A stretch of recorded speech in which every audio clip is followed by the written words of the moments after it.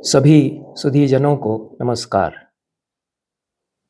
हम अपने देश में प्रजातंत्र के युग में रह रहे हैं। अन्य अनेक देशों में भी प्रजातांत्रिक व्यवस्थाएं हैं। प्रजातंत्र जनता के लिए, जनता के द्वारा निर्मित किया गया शासन या शासन व्यवस्था, उसे प्रजातंत्र कहा जाता है।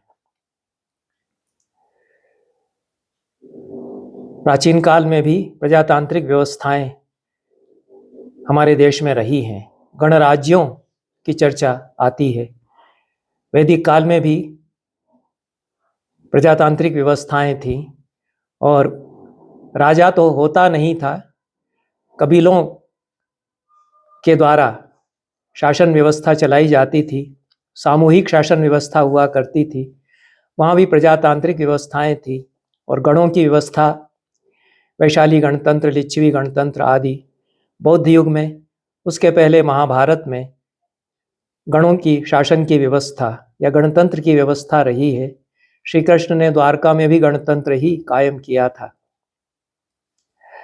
ऐसी स्थिति में यह प्रश्न किया जा सकता है कि इस शासन प्रणाली में लोकहित और लोक सेवा को हमारे चिंतन में, ज्ञान परंपराओं में क्या स्थान दिया गया। लोक का बहुत ही व्यापक स्वरूप हमारे शास्त्रों में बताया गया है।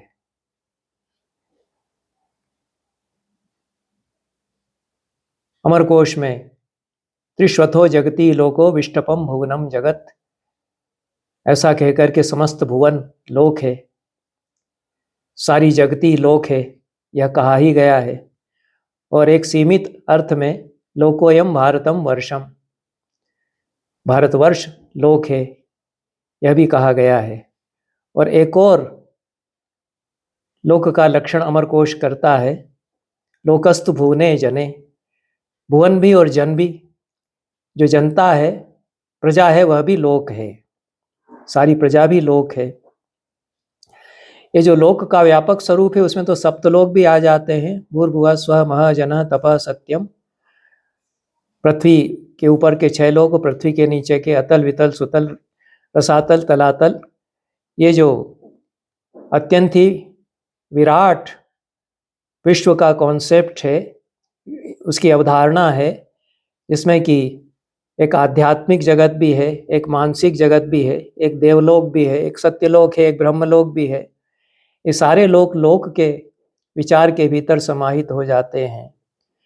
ऐसी स्थिति में लोक सेवा का क्या स्वरूप होगा हमारी विचार परंपरा में, यह सोचा जाना और समझा जाना चाहिए।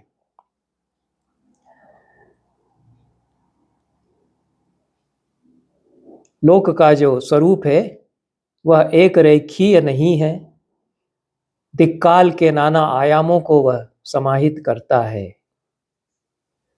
और लोक से कुछ भी अलग नहीं है।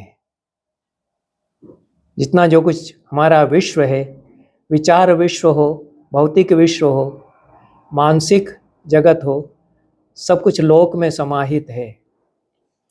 मनुष्य का समाज, जाति, ये सब भी लोक के ही अंग हैं। इसलिए यदि यह पूछा जाए कि पब्लिक सर्विस का क्या स्वरूप होगा हमारी विचार परंपरा में, तो यह प्रश्न ही गलत हो जाता है, क्योंकि जब पब्लिक कहते हैं तो उसको अलग करके देखते हैं, और लोक सेवा, लोक दृष्टि की जब बात करते हैं तो उसमें सब कुछ समाहित करके ही, उसके समग्र को देखते हुए ही हमारे यहाँ बात की जाती है। तो यह जो एक तरह का विभाजन बीच में हो जाता है, सेव्य और सेवक का, वह विभाजन हमारे यहाँ, हमारे विचार विश्व में नहीं रहा। इसलिए सेवा को धर्म के रूप में, धर्म के स्वरूप में परिगणित नहीं किया गया। जो अब एक विचार आया कि सेवा करना भी तो धर्म है, जो अपना कर्तव्य कर रहा है लोक के भीतर रह कर के, वह सब कुछ धर्म ही होता है। और सेव्य और सेवक का जो द्वैत है उसकी अपेक्षा और उसकी आवश्यकता ही नहीं है यहाँ पर। इसलिए आगे चल कर के कुछ धर्मों में सेवा की बात की गई और service to humanity, service to God ऐसा भी कहा गया। यह भी कहा गया कि गांधी जी उससे प्रभावित हुए हैं। यह भी विचार करना चाहिए।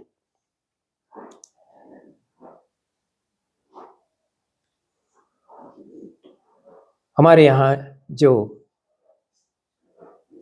मूल्य बोध है उसको पुरुषार्थ बोध के द्वारा प्रस्तुत किया जाता है। धर्म, अर्थ, काम और मोक्ष, ये 4 पुरुषार्थ हैं। ये संपूर्ण लोक के अभ्युदय और निश्रेयस के लिए उपादेय होते हैं। अभ्युदय और निश्रेयस जिससे होता है वही धर्म है। तो इसमें सब कुछ समाहित हो जाता है। तो सारे धर्म अभ्युदय और निश्रेयस के भीतर समाहित हो जाते हैं और लोक के भीतर ही वे सारे धर्म आ जाते हैं। यदि हम दशकम धर्म लक्षणम मनु का यह स्वीकार करें, धृति, क्षमा, दमोस्तेयम, शौचम, इंद्रिय निग्रह, धीर, विद्या, सत्यम, क्रोधो, दशकम धर्म लक्षणम, ये जो 10 लक्षण बताए मनु ने, या धारणा धर्म इत्याहु धर्मो धारयते प्रजा, यह महाभारत में 2 बार कम से कम यह लक्षण दोहराया गया है। जो सबको धारण करता है, समस्त लोक को जो धारण करता है वह धर्म है। तो लोक और धर्म ये तो अविभाज्य रूप से जुड़े हुए हैं। लोक के भीतर धर्म है और धर्म के भीतर समाहित है लोक। दोनों ही बातें अपने अपने स्थान पर सत्य हो जाती हैं। तब जन कल्याण के लिए, जनता के लिए क्या हमारे विचार विश्व में ऋषियों ने सोचा, या यदि प्रश्न किया जाए तो धर्मशास्त्र के ग्रंथों में इस प्रकार के बहुत सारे विधान हैं जिनको कि इष्टापूर्त कहा गया है। उसमें जो संपन्न लोग हैं, जो शासक हैं, वे जन कल्याण के लिए क्या क्या करेंगे इसको धर्मशास्त्रों में बताया गया है। उसमें वापी, कूप, सरित, तड़ाग आदि बनवाना, सेतु बनवाना, सड़क बनवाना, ये सभी राजा को करने चाहिए। ये यज्ञ के समान उसके लिए हैं। और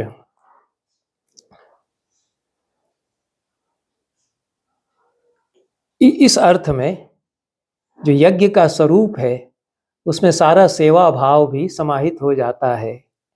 अब जो सेवा भाव बताया जा रहा है, सेवा धर्म बताया जा रहा है, वह यदि इस भाव से किया जाता है कि मैं उपकार कर रहा हूँ, जिसकी सेवा कर रहा हूँ, तो वह हमारी परंपरा के अनुसार धर्म नहीं होगा, क्योंकि वह एक प्रकार के विभाजन को सामने रख कर के, दृष्टि में रख कर के और सेवाचरण किया जा रहा है। शासक यदि सोचता है कि मैं राजा, मैं शासन करने वाला और मैं प्रजा का कल्याण कर रहा हूँ, इस अहम भाव से प्रजा को अपने से अलग मान करके यदि वह कुछ सेवा जैसा कार्य भी करता है तो वह सेवा धर्म वास्तव में नहीं है। हमारी परंपरा में वह उसका धर्म नहीं है। भीष्म कहते हैं कि भवितव्यम ही सदा राज्ञा गर्भिणी सह धर्मिणा। राजा को एक गर्भवती स्त्री की तरह प्रजा के प्रति व्यवहार करना चाहिए। जैसे गर्भवती स्त्री अपने उदर में पल रही संतान के विषय में निरंतर सोचती है और उससे अलग है ही नहीं। यह जो अद्वैत है राजा और प्रजा को के बीच का, उसको बताने के लिए भीष्म ये उपमा देते हैं कि जो माँ बनने वाली है स्त्री, उससे उसकी संतान, उसका अंग जिस प्रकार से है उससे अलग नहीं है और उसके बारे में वह निरंतर सोचती रहती है कि मैं क्या खाऊं क्या ना खाऊं और कैसे यह मेरा जो होने वाला पुत्र या पुत्री या संतति है, अपत्य है, उसका शुभ हो, उसका मंगल हो। निरंतर उसके मन में यह चिंता चलती रहती है, यही राजा का सेवा धर्म होगा। गांधी ने अवश्य ही सेवा धर्म को धर्म के स्वरूप के भीतर समाहित किया, लेकिन गांधी के आचरण और उनके वक्तव्यों से जो सेव्य सेवक भाव की दृष्टि से वह सेवा को धर्म कह रहे हैं, ऐसा नहीं लगता। गांधी के बनाए हुए अनुष्टुप हमारे परिवार में प्रार्थना में समाहित करके गाए जाते थे। उनकी भाषा वैयाकरणिक दृष्टि से पूरी तरह शुद्ध नहीं है, पर गांधी ने उनको रचा है।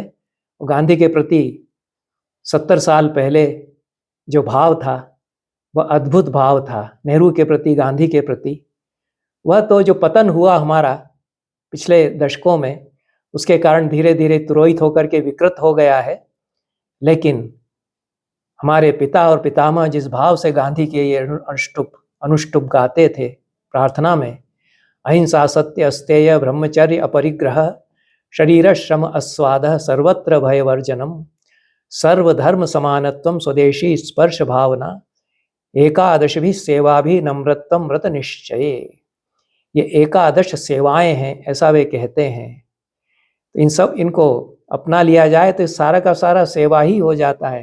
तो सारा धर्म ही सेवा धर्म है। इसको करते हुए जो भी सेवा मैं कर रहा हूँ वह मेरा धर्म है। और नम्र हो जाए, ऐसा अहंकार न रहे कि मैं किसी का उपकार कर रहा हूँ सेवा के द्वारा। तो सेव्य और सेवक का विभाजन नहीं होता। शासक उपकार कर रहा है प्रजा का, उसके लिए कुछ लोक कल्याण की गतिविधियां चलाते हुए यह भाव भी तिरोहित हो जाए, तब यह सेवा धर्म होता है। इसको गांधी ने जो पूरा हमारा धर्म का स्वरूप है उसको व्यापक बनाते हुए 11 सेवाओं को धर्म के स्वरूप में समाहित किया। उसमें 5 मनु की हैं, 6 उनके द्वारा जोड़ी गई हैं। अहिंसा सत्य अस्तेय ब्रह्मचर्य अपरिग्रह, ये तो 5 मनु के द्वारा बताई ही गई थी। शरीर श्रम अस्वाद, निर्भय होना, सभी धर्मों को समान मानना, स्वदेशी और अस्पृश्यता, ये 6 उन्होंने उसमें जोड़े। इस प्रकार से ये जो लोक कल्याण लोक सेवा, उसको नए रूप में सेवा धर्म के भीतर गांधी ने पुनः परिभाषित किया। इन शब्दों के साथ आज के वक्तव्य को समाप्त करते हैं। सभी को बहुत बहुत धन्यवाद। नमस्कार।